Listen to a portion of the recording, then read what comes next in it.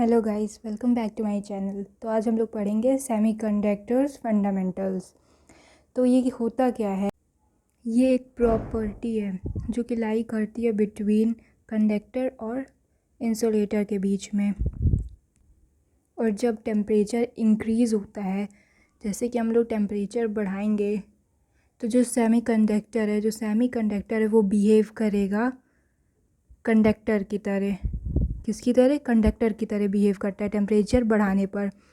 और जब हम इसी टेम्परेचर को डिक्रीज़ करेंगे तो जो सेमीकंडक्टर है वो बिहेव करेगा इंसुलेटर की तरह। The best example of semiconductor is germanium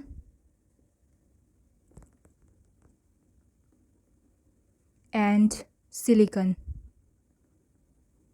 having 4 electrons to their outermost orbit.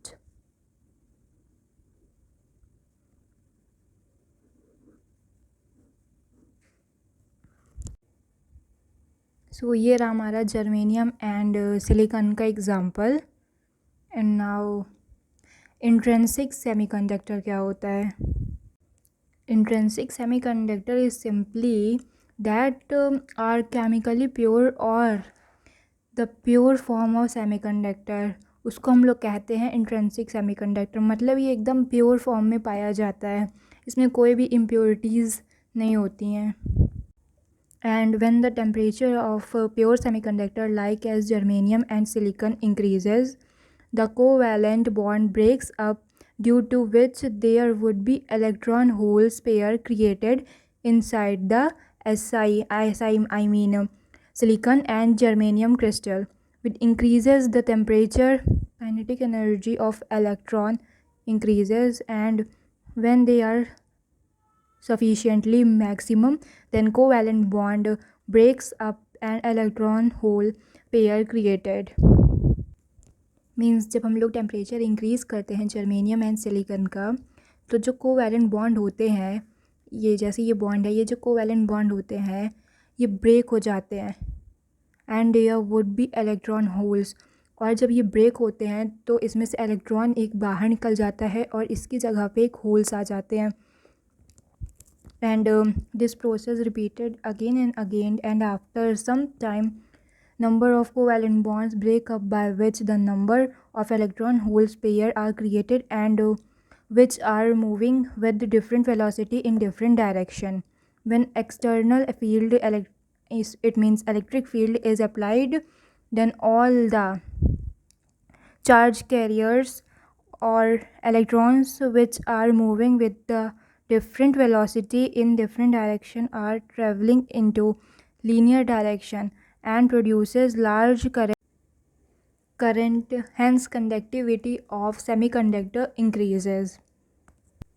Now extrinsic semiconductor क्या होता है? जब भी कोई इम्प्योरिटीज़ मिला दी जाती है इंट्रिंसिक सेमीकंडक्टर में, तो वो फॉर्म करती है extrinsic semiconductor. To increase the conductivity of pure semiconductor of germanium or silicon having 4 electrons to their outermost orbit, pentavalent impurities atom like P having 5 electron, P it means here phosphorus having 5 electron to their outermost orbit, will be added, due to which initially phosphorus replace the center of silicon crystals and making 4 covalent bond to the outermost silicon crystals, but there will be one free electron inside the crystal. This process repeated again and again, and after some time number of free electrons are created inside the crystal. These free electrons are moving with different velocity and different direction। Means जो pure semiconductor होता है वो like germanium and silicon, जिसके outer most orbital में 4 electrons होते हैं, तो उसमें जब इम्प्योरिटी ऐड की जाती है, इम्प्योरिटी के रूप में जैसे फॉस्फोरस ऐड किया जाता है जिसके आउटर मोस्ट सेल में 5 इलेक्ट्रॉन होते हैं, तो जब उसमें ऐड किया जाता है तो फॉस्फोरस सिलिकॉन के जो सेंट्रल एटम होते हैं उसकी जगह प्लेस हो जाता है और सिलिकॉन के 4 इलेक्ट्रॉन्स के साथ कंबाइन हो जाता है। लेकिन फास्फोरस का एक इलेक्ट्रॉन बचा होता है जो कि उसी एटम में, उसी कोवैलेंट बॉन्ड में ही वो घूमता रहता है और यही process again and again repeat होता है। और कुछ समय के बाद जो फ्री इलेक्ट्रॉन्स होते हैं वो मूव करते हैं डिफरेंट वेलोसिटीज़ और डिफरेंट डायरेक्शन में उसी कोवैलेंट बॉन्ड के अंदर।